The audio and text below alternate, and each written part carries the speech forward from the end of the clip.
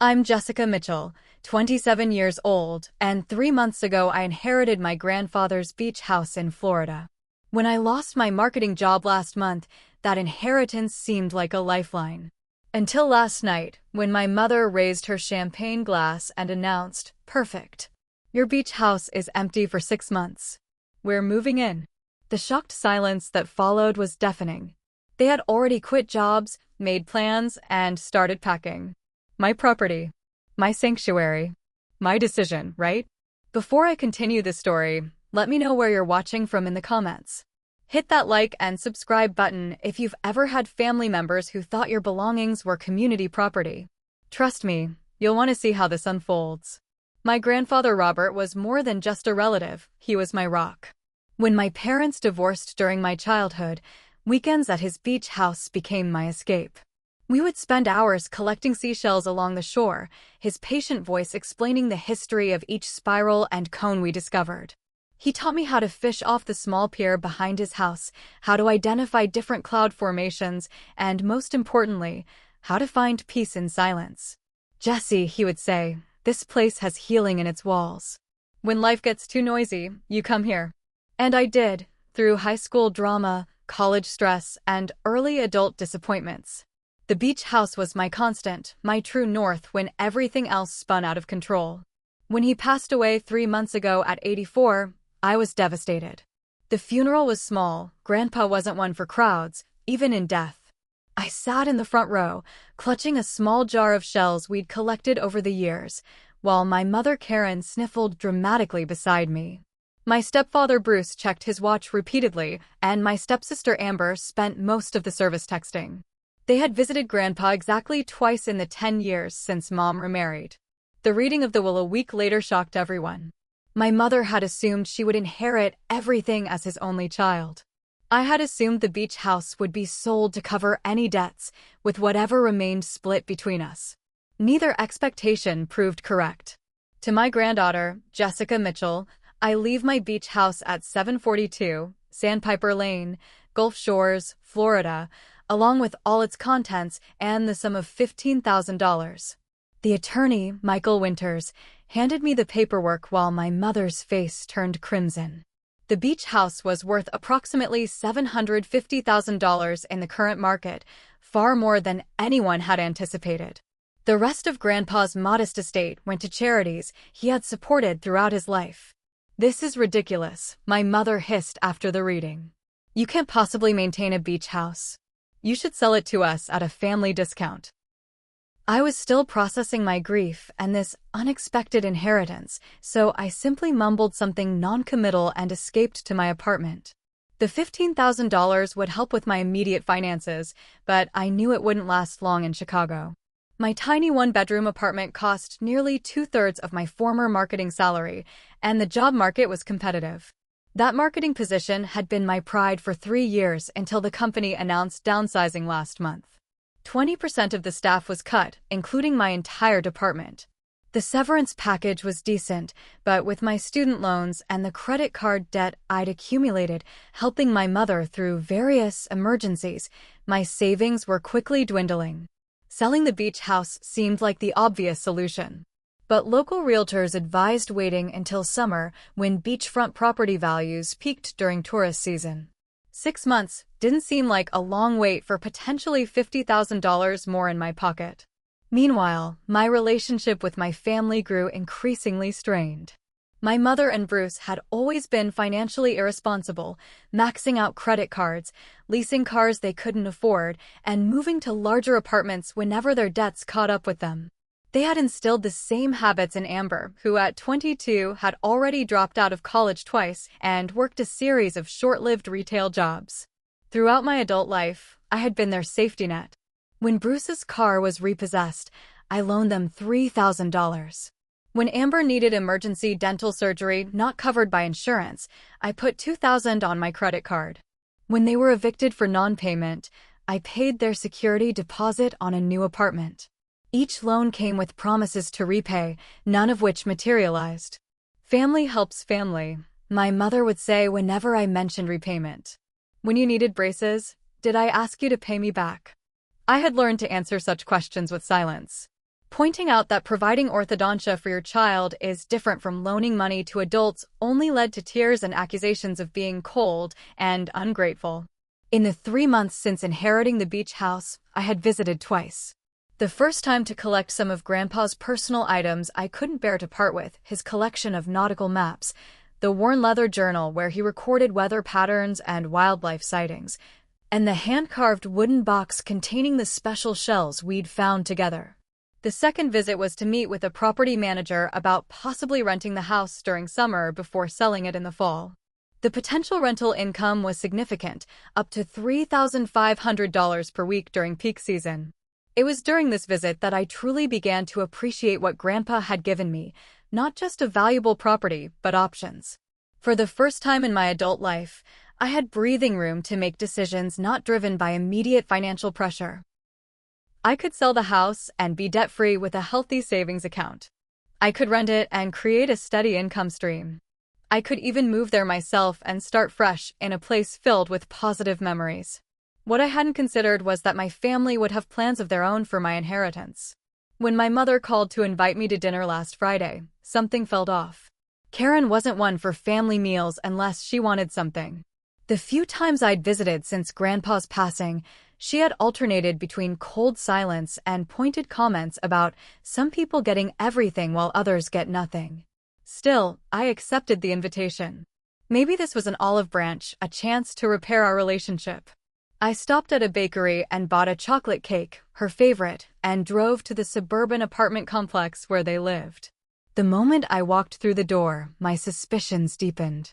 The apartment was unusually clean. Bruce, normally in sweatpants watching sports, wore a button-down shirt. Amber had made an effort with her makeup and wasn't glued to her phone. And most tellingly, an expensive bottle of champagne sat chilling in an ice bucket on the dining table. "What's the occasion?" I asked as I set down the cake. My mother bustled over to hug me, the scent of her perfume overpowering. "Can't we just celebrate having the family together?" Dinner was a strange affair. They asked about my job search with unusual interest. Bruce mentioned a friend in Florida who might have connections. Amber reminisced about our one family trip to the beach years ago. I answered cautiously, increasingly certain they were building up to something.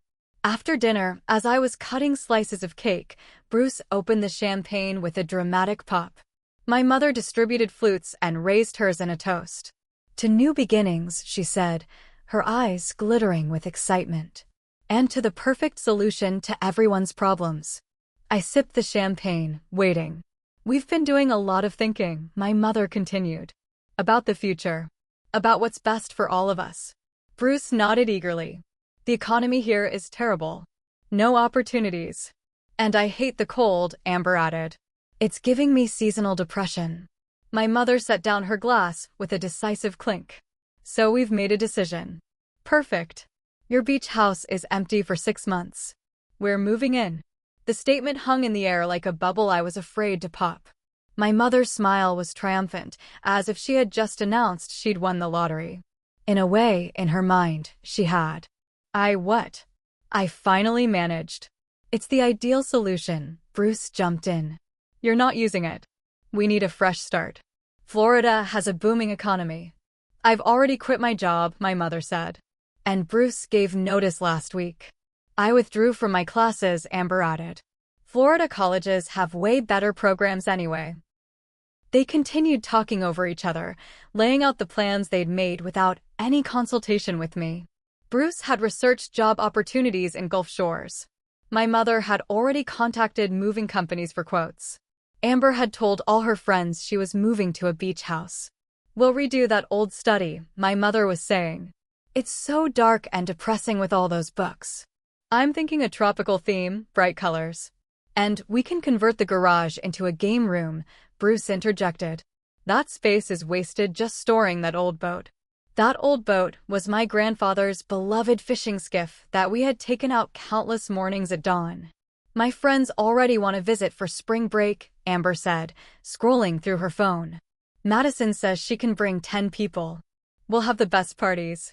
As they continued detailing how they would transform my grandfather's carefully curated home, our special place, into their idea of a beach party house, Something inside me began to crack. My chest tightened. My palms grew clammy. The room seemed to shrink around me. I recognized the symptoms of an anxiety attack beginning. This wasn't the first time my family had triggered one. There was the Christmas they announced they had used my credit card to buy gifts from all of us. The time they borrowed my car for a weekend and returned it with a dented fender and empty tank. The countless occasions they had volunteered my time, money, or resources without asking. But this was different. This was Grandpa's house. The one place that had always been my safe harbor. "I need to think about this," I whispered, interrupting Bruce's description of the big-screen TV he planned to install on my grandfather's hand-built bookshelves. "Think about what?" my mother asked, genuinely confused. "It's already decided. We're putting down the deposit on the moving truck tomorrow." "But it's my house," I said, my voice small. There was an awkward pause before my mother laughed. "Of course it's technically yours, sweetheart. But it's a family asset. Your grandfather would have wanted us all to benefit." The mention of my grandfather broke something loose inside me. Tears filled my eyes. "I need to go." I stood abruptly, grabbing my purse. "Jessica, don't be dramatic," my mother sighed. "Sit down and finish your cake. We need to discuss paint colors for the master bedroom." But I was already moving toward the door, fumbling with the handle as tears blurred my vision. "Just text me the dates you'll help us move," Bruce called after me. I made it to my car before breaking down completely, sobs racking my body as I gripped the steering wheel. I had let them do it again, steamroll over my boundaries, assume my compliance, treat me as an extension of their desires rather than a person with my own needs and rights. And once again, I had fled instead of standing my ground. The bombardment began the next morning. A text from my mother with links to beach-themed furniture. "These would look perfect in the living room. Can you order them this week? Bruce wants to set everything up as soon as we arrive." An hour later, Bruce sent a detailed email about installing satellite TV and upgrading the internet service. "Go ahead and set it up in your name since the property is in your name, but we'll use it so we should split the bill 50-50ths. By afternoon, Amber had texted photos of bedrooms.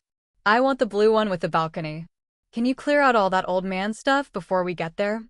That old man stuff included my grandfather's handmade quilts, family photographs, and the collection of maritime novels he had read and reread over decades.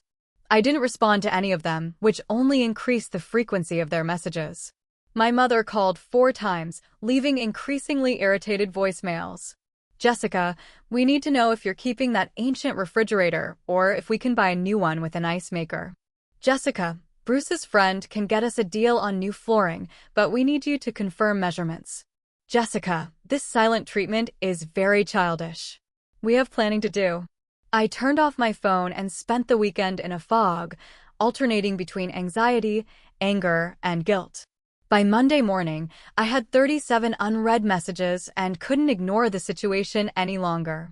I called Madison, my best friend since college and the only person who truly understood my family dynamics. "They're doing what?" she exclaimed after I explained the situation. "Without even asking you." "They don't ask, they tell," I said, the familiar pattern painfully clear. "And I never say no, so why would they start checking with me now?" Madison's voice grew serious. "Jess, this is different. This is a house worth $750,000. This is your inheritance, not a borrowed sweater. You have to set boundaries." "I know," I whispered. "But every time I try to stand up to them, my mother cries, Bruce gets angry, and I end up feeling like the worst person in the world." "That's by design," Madison said firmly. "It's manipulation, and it works because you care about their feelings. But they clearly don't care about yours." She was right. I knew she was right. But knowing and doing were entirely different things. "Call them," Madison advised. "Don't do it in person where they can gang up on you. State clearly that you're not comfortable with them moving into the house. Be prepared for emotional warfare, but stay strong."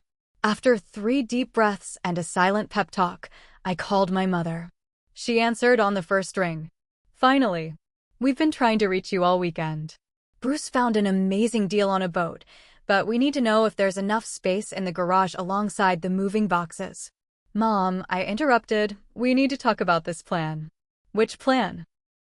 "The moving schedule?" We're flexible on dates. No, the entire plan. You moving into Grandpa's house. There was a pause. Your house, you mean? Yes, my house, I said, the words feeling strange, but empowering. I'm not comfortable with you all moving in. The silence stretched for several seconds before my mother spoke in a dangerously quiet voice. Not comfortable? What does that mean exactly? It means no, I said, my voice trembling slightly. I don't want you to move in. After everything we've done for you, she said, her tone instantly shifting to wounded. After raising you, supporting you, being there for you through every crisis. This is how you repay family loyalty. This isn't about repayment. Do you know how many dance recitals I sat through? How many nights I stayed up when you were sick? And now that we need help, now that we're asking for one thing. You're not asking, Mom. You announced you were moving in without even consulting me. I heard rustling, then Bruce's voice came on the line. Jessica, be reasonable. That house is sitting empty. It's a family asset. It's my property, I insisted, feeling a flicker of strength. Grandpa left it to me specifically. About that, Bruce said, his tone hardening. We've been looking into the will. There are ways to contest these things, you know. Undue influence from a grandparent who might not have been mentally competent. Grandpa was completely competent. I gasped, shocked at the threat. Courts might see it differently, Bruce continued. Especially if the whole family testifies. Legal battles can drag on for years. Nobody gets to use the house, and legal fees eat up whatever value it has. The implied threat was clear. Let us have our way, or we'll make your life hell. After I hung up, my phone dinged with a text from Amber. Way to be selfish. Mom is crying because of you. We need this move. My life is going nowhere here. Guess you don't care about anyone but yourself. The attacks continued throughout the week. I discovered through social media that they had already told their entire circle about our family beach house and their impending move. My aunt called to ask why I was being difficult about sharing with my family. My mother's best friend sent a lengthy email about how daughters should honor their mothers. Even my cousin, whom I rarely spoke with, texted to ask if she could visit them at the beach house in April. The pressure was overwhelming. I could barely eat or sleep. Every time my phone buzzed, my stomach clenched with dread. I called in sick to a job interview, unable to face leaving my apartment. The anxiety attacks grew more frequent, heart racing, chest tight, feeling like I was drowning in air. Madison came over with groceries after I admitted I hadn't been able to go to the store. This is affecting your health, she said, watching me pick at the pasta she'd made. You need to talk to someone professional. I can't afford therapy right now, I said automatically. You own a $750,000 property, she reminded me gently. You have options. Options. The word triggered a memory. When Grandpa's attorney, Michael Winters, had handed me the paperwork for the house, he'd included his card. If you have any questions about the inheritance, call anytime, he'd said. Did this qualify as a question about the inheritance? Only one way to find out. Michael Winters answered his office phone himself, his tone warming when I identified myself. Jessica Mitchell. Robert's granddaughter. Of course I remember you. How are you settling in with the beach house? I hesitated before deciding honesty was necessary. That's actually why I'm calling. My family has decided they're moving into the house, without my permission. My stepfather is threatening to contest the will if I don't agree. There was a pause before Michael replied, his tone noticeably cooler. I see. Are you at your apartment now? I'd like to review some information with you. It might be easier in person. 2 hours later, Michael arrived carrying a leather portfolio. He refused my offer of coffee and opened the folder on my small dining table. Your grandfather was very specific about his wishes, he began, pulling out several documents. Not only in his will, but in the conversations we had leading up to it. He showed me paperwork I hadn't seen before, detailed instructions about the property, conditions of the inheritance, and most importantly, a letter written by my grandfather explaining his decisions. Robert anticipated there might be friction, Michael said diplomatically. The beach house is titled solely in your name. The will cannot be successfully contested on grounds of mental incompetence. Your grandfather underwent a thorough cognitive assessment 1 month before signing, specifically to prevent such challenges. He pointed to another document. Additionally, there's a no contest clause. If anyone challenges the will and loses, they forfeit any benefits they did receive. Did my mother receive anything? I asked. A modest cash bequest. $10,000. That explained the champagne, I realized. They'd received unexpected money and immediately decided to commandeer my inheritance too. Can they force their way in? Legally? I asked. Michael's expression softened. Jessica, no one can legally move into your property without your consent. That would be trespassing. Your grandfather was very clear that the beach house was to be yours alone, to use or sell as you see fit. He hesitated before continuing. He also mentioned that he wanted it to be your sanctuary, as it had been his. He was concerned about your family's influence in your life. The revelation that my grandfather had recognized the unhealthy dynamic and tried to protect me even after his death brought fresh tears to my eyes. I don't want to hurt them, I whispered. But I can't keep letting them walk all over me either. Your grandfather mentioned you might feel that way, Michael said. He suggested that if you needed help establishing boundaries, I could communicate formally on your behalf. The offer was tempting. Having someone else be the bad guy would be easier. But I knew this was my battle to fight. I appreciate that, but I think I need to handle this myself. Michael nodded approvingly. In that case, I'll prepare some documents stating your position clearly, which you can use as reference. And I'll be available if you need legal backup. After he left, I felt a strange mixture of sadness and strength. The knowledge that my grandfather had seen so clearly what I had tried to ignore for years was both painful and validating. That evening, I called a therapist whose name Madison had given me months ago. Dr. Linnea Carter specialized in family dynamics and boundary issues. She had an opening the following day due to a cancellation, a stroke of luck I interpreted as the universe supporting my new direction. In that first session, Dr. Carter listened attentively as I outlined my family history and current situation. What you're describing is a pattern of emotional manipulation, she said. You've been conditioned to prioritize their needs and feelings above your own. I just want everyone to be happy, I admitted. Including yourself? She asked gently. The question hung in the air, unanswerable because I realized I had rarely considered my own happiness as a factor in family decisions. Your grandfather's gift gives you a unique opportunity, Dr. Carter continued. Not just financial security, but a chance to establish healthy boundaries. We discussed practical strategies for the confrontation I knew was coming. Role-playing responses to predictable guilt trips. Identifying emotional triggers that typically made me cave in. Practicing phrases like, I understand you're disappointed, but this is my decision, and I'm sorry you feel that way, but the answer is still no. 2 days later, I drove to Gulf Shores.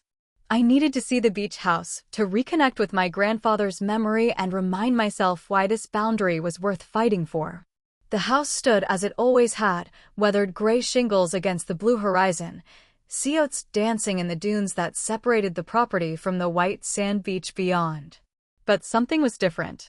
A rental car sat in the driveway. My heart sank as I pulled up beside it. Using my key, I entered through the side door and heard voices in the kitchen. Following the sound, I found my mother measuring the windows while Amber took photos of the appliances. Boxes labeled kitchen and bathroom sat stacked in the corner. What are you doing here? I asked, struggling to keep my voice level. They both turned, startled. Jessica, my mother exclaimed. We didn't know you were coming down. Bruce will be back soon. He went to look at boat slips at the marina. How did you get in? I asked. My mother waved dismissively. Remember when you brought me here after the funeral? I made a copy of your key while you were talking to the neighbors. The violation hit me like a physical blow. They hadn't just planned to take over my property, they had already begun. You need to leave, I said quietly. Don't be ridiculous, my mother said, turning back to her measuring tape. We're just getting things ready. The moving truck comes next week. There won't be a moving truck, I said, my voice stronger. Because you're not moving in. Amber rolled her eyes. Here we go again. My mother sighed dramatically. Jessica, we've been through this. It makes perfect sense for us to. It's not your decision to make, I interrupted. This is my house. I get to decide who lives here. Your house, my mother repeated, her expression darkening. If your grandfather hadn't played favorites, this would be my house. I'm his daughter. And I'm his granddaughter, the person he chose to inherit this property, I said. You need to respect that. Respect? My mother's voice rose. How about you show some respect for everything we've done for you? The familiar guilt trip started, but this time, prepared by my session with Dr. Carter, I recognized it for what it was. Bruce arrived then, his face lighting up when he saw me. Perfect timing. I found a great deal on a boat slip. Just needs your signature since the property is in your name. When I didn't respond, his expression changed. What's going on? Jessica is being selfish again, Amber said, not looking up from her phone. I've asked them to leave, I explained. And I'm asking you too. This is my property, and I haven't given permission for any of you to be here, let alone move in. Bruce's friendly facade vanished. Now you listen here. We've already given notice on our apartment. I've quit my job. We're moving, whether you like it or not. No, you're not, I said, standing my ground even as my heart raced. Your poor planning doesn't constitute an emergency on my part. How dare you, my mother gasped. After everything we've done for you. What exactly have you done? I asked quietly. Borrowed money you never repaid? Used my credit cards without permission? Copied my key to enter my property without consent? We're family, Bruce shouted, his face reddening. Family helps family. Yes, they do, I agreed. But not by taking advantage. Not by assuming ownership of things that aren't theirs. Not by bulldozing boundaries. Amber began to cry, loud theatrical sobs. You're ruining everything. All my friends think we're moving to the beach. It was all so predictable, the anger, the guilt, the tears. The same tactics they had always used to control me. But standing in my grandfather's house, surrounded by his things, I felt his strength flowing into me. I'm sorry you made plans based on assumptions, I said calmly. But this house is not available to you. My mother stormed toward the door, pulling Amber with her. Come on. She'll change her mind when she realizes how childish she's being. Bruce lingered, his expression menacing. You'll regret this. Family is forever, and you're choosing a pile of wood and shingles over people who have always been there for you. As their car peeled out of the driveway, I sank onto the porch steps, shaking but unbowed. The confrontation had been every bit as awful as I'd feared, but I had survived. I hadn't caved. I walked down to the beach and along the shoreline, letting the rhythm of the waves soothe my jangled nerves. Near sunset, I found a perfect lightning whelk shell, spiral intact, colors deepened by the fading light. My grandfather would have called it a treasure. Clutching it in my palm, I made a promise to myself: no more running from conflict. No more sacrificing my needs.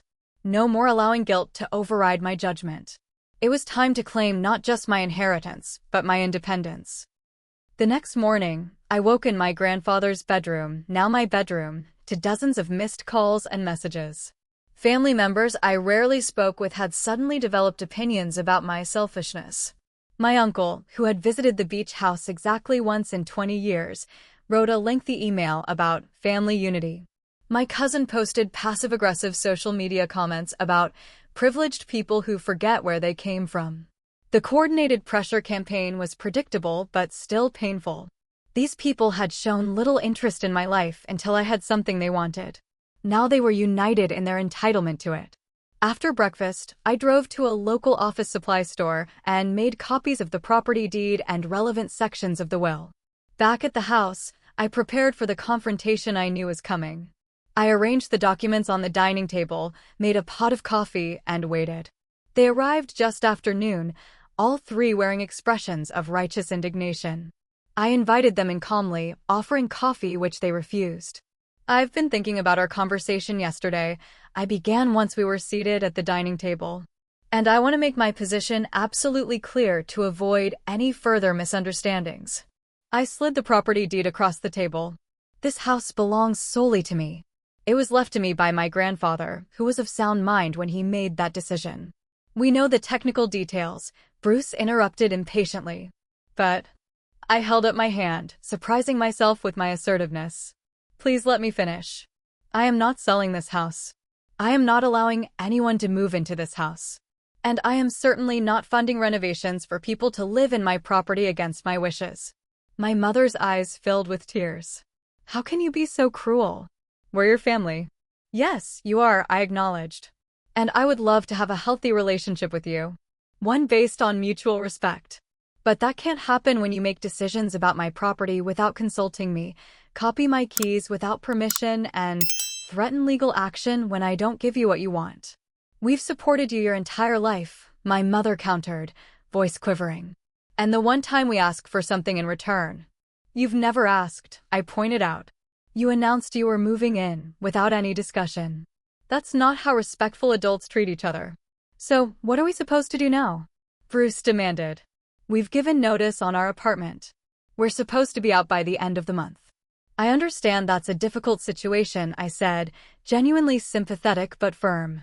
I'm willing to help you find a rental property nearby, if living in this area is what you want. I could assist with the security deposit as a gift, not a loan. It was a generous offer, more generous than they deserved, perhaps. But I wanted to provide an alternative, not just a rejection. My mother shook her head vehemently. We don't want to rent. We want to live here, in this house, as a family. That's not an option, I said gently. Then we'll fight you, Bruce threatened, his face flushing. I wasn't bluffing about contesting the will. I slid another document across the table, the letter from Michael explaining the no contest clause. You can certainly try. But according to this, if you contest and lose, which my attorney assures me you will, you'll forfeit the $10,000 Grandpa did leave you. My mother snatched up the paper, reading it with increasing agitation. When she finished, she crumpled it in her fist. You've changed, she accused. You used to care about family. I still do, I said. But I also care about myself now. About my boundaries. About being treated with respect. This is about money, Amber said bitterly. You got rich, and now you're too good for us. This isn't about money, I corrected her. It's about autonomy. About having the right to make decisions regarding my own property. What about our needs? My mother demanded. Bruce can't find work. Amber's miserable. I'm stuck in a dead-end job. We need this fresh start. And I hope you find it, I said sincerely. Just not in my house. The conversation circled for another hour. They tried every emotional lever that had worked in the past: guilt, obligation, family loyalty. When those failed, they moved to threats, then to bargaining, and finally to grudging recognition that I wouldn't be swayed. I'll give you until the end of the week to remove the boxes you've already brought, I said as they prepared to leave. After that, I'll consider anything left behind as abandoned property. You'll regret this, my mother said, her expression cold. When you need us, and you will need us, remember this moment. After they left, I walked along the beach for hours, processing the conflicting emotions. Relief that I had held my ground. Sadness for the relationship I had hoped to have with my family. Anger at their entitlement. Grief for the unconditional love I had never received from them. By sunset, I had reached a bittersweet acceptance. I couldn't control their behavior or feelings. I could only control my own boundaries and responses. That evening, I called Michael to update him on the situation. He offered to change the locks and send a formal cease and desist letter if they continued to push. Let's hope that won't be necessary, I said. But it's good to know my options. Options. The word had taken on new meaning. For too long, I had seen myself as trapped in unhealthy family dynamics. Now I recognized that I had choices. Difficult choices, sometimes painful choices, but choices nonetheless. In the following days, I kept my phone turned off, giving myself space to heal and reflect. Madison came down for the weekend, helping me reclaim the space emotionally as well as legally.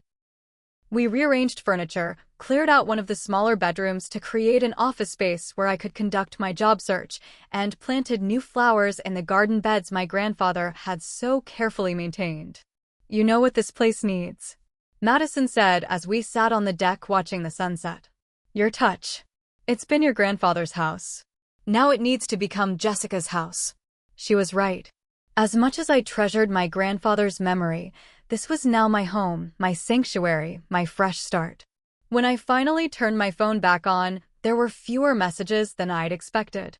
A terse text from my mother informing me they had found an apartment in Jacksonville. An email from Bruce asking where to send the key he'd had copied. Nothing from Amber. The relative silence was both a relief and a new kind of pain. They were withdrawing, punishing me with their absence. It was a familiar tactic, one that had sent me running back with apologies and concessions in the past. Not this time. This time, I let the silence stand, recognizing it as the consequence of healthy boundaries rather than a failure on my part. The next week brought a fresh wave of pressure, this time from extended family and family friends. My phone rang constantly with people, just checking in, but really trying to gauge whether I had come to my senses about the house. My Aunt Martha, my mother's sister, was particularly persistent. Family property should benefit the whole family, she insisted during one call. Your mother raised you. She deserves to enjoy her retirement in a beautiful place. I agree she deserves to enjoy retirement, I replied. But not at the expense of my autonomy. This isn't family property, it's my property. So selfish, Martha muttered before hanging up. Blocking toxic communications became a necessary act of self-preservation. I created email filters, silenced group texts, and eventually changed my phone number, sharing the new one only with people I trusted. Madison continued to be my rock, checking in daily and reminding me that I wasn't crazy for setting boundaries. I'm proud of you, she said during one of our calls. Do you realize how much you've grown in just a few weeks? I did. Each day that passed without caving to pressure made me stronger, more certain of my right to make decisions about my own life and property. The beach house itself became both refuge and revelation. Without the constant stress of managing my family's expectations and demands, I had mental and emotional space to consider what I truly wanted. One morning in late April, as I sat in my grandfather's, now my reading chair watching the sunrise over the Gulf, clarity struck. I didn't want to sell the house. At least, not yet. This place had been my sanctuary since childhood. Now, when I needed healing and direction most, it could serve that purpose again. I called my former employer in Chicago and negotiated a release from my non-compete clause, freeing me to take on marketing clients independently. With my experience in digital campaigns and content creation, I could work remotely from anywhere with reliable internet. My severance package would cover basic expenses for another month. After that, I would need income. The summer rental season was approaching, and while I no longer planned to rent the entire house, the property included a small guest cottage that my grandfather had occasionally leased to writers looking for a quiet retreat. With minimal updates, fresh paint, new linens, better Wi-Fi, I could list it on vacation rental sites. The projected income would cover the property taxes and insurance, with enough left over to supplement my freelance earnings until I built a stable client base. I was setting up my new office when Madison called with a warning. Your mom posted something weird on Facebook. Something about reclaiming what's rightfully ours and blood being thicker than water. Just be careful, okay? 2 days later, I understood her concern. I returned from grocery shopping to find my mother's car in the driveway and lights on inside the house. For a moment, I considered calling the police, but decided to handle it myself first. I found them in the living room, my mother, Bruce, and Amber, surrounded by boxes and suitcases. What are you doing? I asked, though the answer was obvious. Moving in, Bruce said defiantly. We thought about what you said, and you're right, we should have asked. So we're asking now. The answer is still no, I said, remaining calm despite my racing heart. And entering my house with a copy key after I've explicitly denied permission is trespassing. You can't kick out your own mother, Amber said, smirking. Imagine what people would say. I can and I will, I replied. You have 30 minutes to leave, or I'm calling the police. You wouldn't dare, my mother said, but uncertainty flickered in her eyes. I took out my phone and dialed the non-emergency number for the local police department, maintaining eye contact with her as I did. Gulf Shores Police Department, a voice answered. Yes, I'd like to report trespassers in my home, I said clearly. Bruce grabbed their bags. Let's go. She's not bluffing. My mother remained seated, her expression hard. This isn't over, Jessica. That old man poisoned you against your family. This is my birthright. My father's house. No, Mom, I said quietly. It was Grandpa's house. Now it's mine. He made that choice consciously, legally, and with full awareness of what he was doing. Why? She whispered, and for the first time, I glimpsed genuine hurt beneath her anger. Why did he choose you over me? I softened slightly. I don't think it was about choosing me over you. I think it was about giving this place to someone who loved it the way he did. Who understood what it meant to him. I could have learned to love it, she insisted. By gutting it? Replacing everything that made it special with your idea of a beach party house? That's not love, Mom. That's possession. She had no answer for that. They left without further argument, the defeat in their posture suggesting that perhaps, finally, they understood this battle was lost. After they left, I changed the locks, all of them. I installed a security system with cameras. I contacted a lawyer who sent formal trespassing warnings to all 3 of them. It felt extreme, but necessary given their pattern of boundary violations. The final confrontation came 2 weeks later when my mother showed up alone, her expression softer than I'd seen in years. Can we talk? She asked from the porch, not attempting to enter. I invited her to sit in one of the Adirondack chairs overlooking the dunes, maintaining physical and emotional distance. I've been thinking, she began, about why my father left this place to you instead of me. I waited, curious where this was going. He and we never understood each other, she continued. He thought I was frivolous, irresponsible. I thought he was rigid and judgmental. We clashed my whole life. This wasn't news to me, but hearing her acknowledge it was surprising. I resented how close you 2 were, she admitted. The special connection you had. When he left you this house, it felt like a final rejection. A statement that you were more worthy of his legacy than I was. It wasn't a competition, I said gently. Everything was a competition with my father, she sighed. At least that's how I experienced it. I never measured up. For the first time, I glimpsed the hurt child within my mother, the daughter who had never felt good enough for her father. It didn't excuse her behavior, but it helped me understand it. What do you want, Mom? I asked directly. She looked out at the ocean for a long moment. Originally, this house.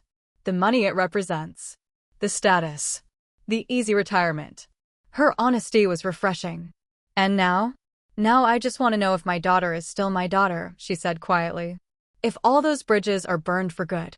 It was the closest thing to vulnerability I'd ever seen from her, and it touched me despite my wariness.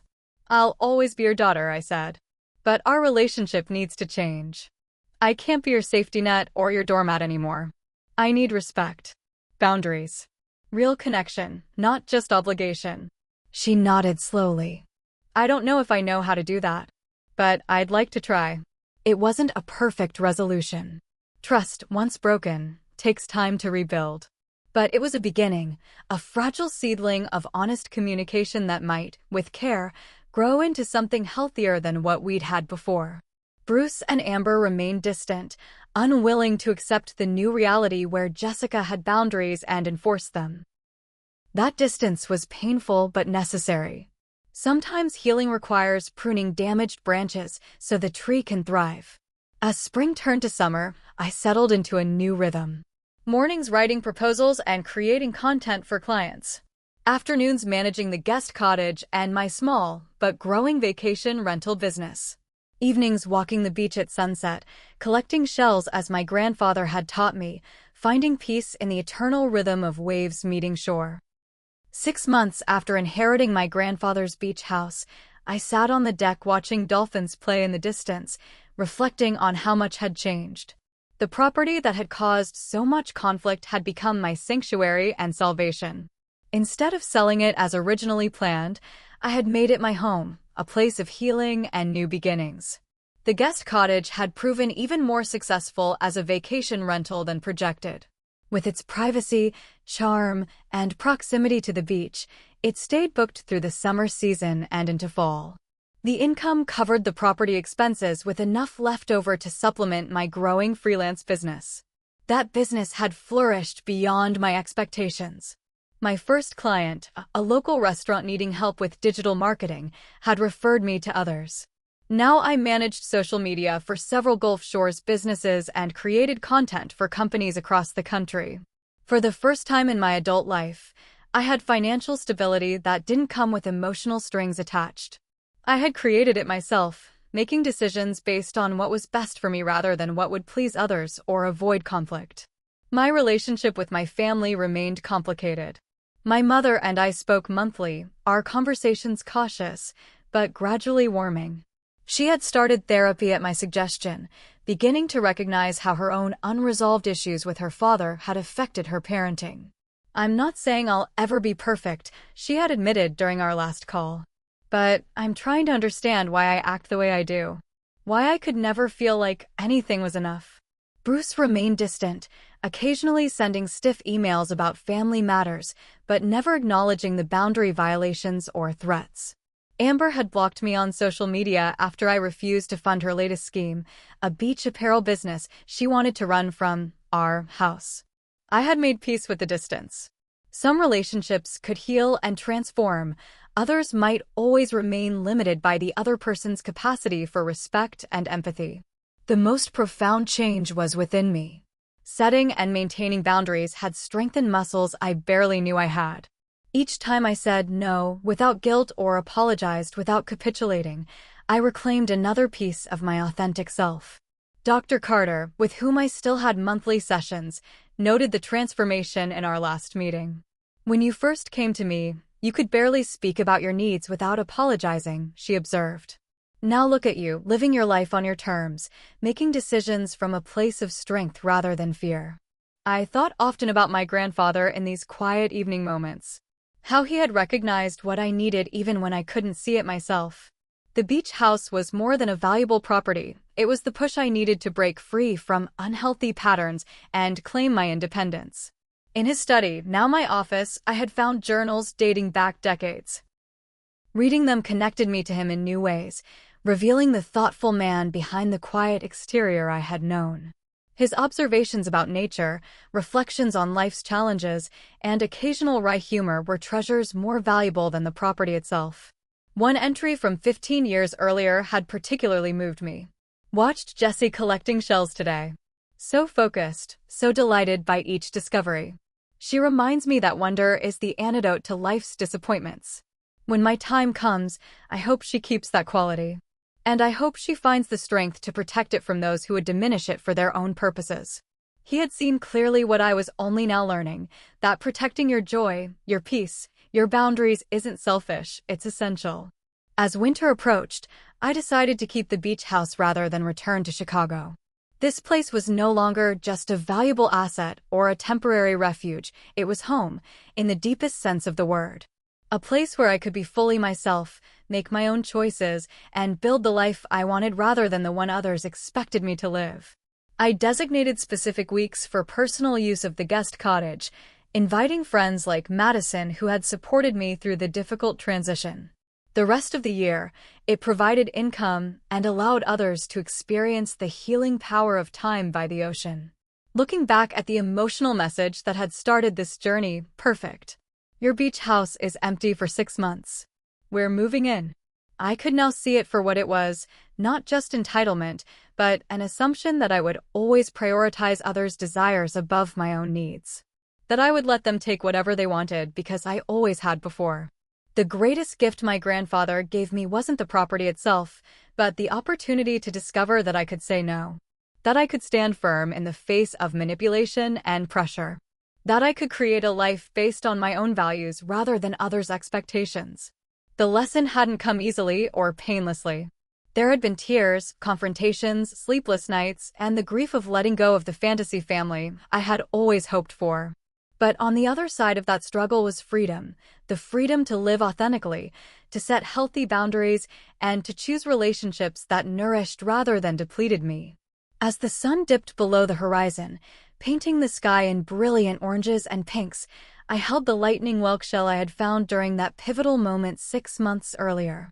My grandfather would indeed have called it a treasure, not for its monetary value, but for what it represented: beauty born from adversity, strength developed through resistance, uniqueness created by following your own path rather than others' expectations. In the end, I hadn't let my family move into my beach house, but I had let myself grow into the person I was meant to be. Strong, independent, and capable of both setting boundaries and offering genuine connection. That was the true inheritance my grandfather had left me, more valuable than any beachfront property could ever be. What about you? Have you ever had to set difficult boundaries with family members who felt entitled to your possessions or space? How did you handle it? I'd love to hear your stories in the comments below. Don't forget to like this video if it resonated with you, subscribe to see more content about establishing healthy boundaries, and share with anyone who might need this message today. Remember, setting boundaries isn't selfish, it's an act of self-respect that ultimately creates the possibility for healthier relationships. Thank you for watching, and may you find the courage to protect what matters to you.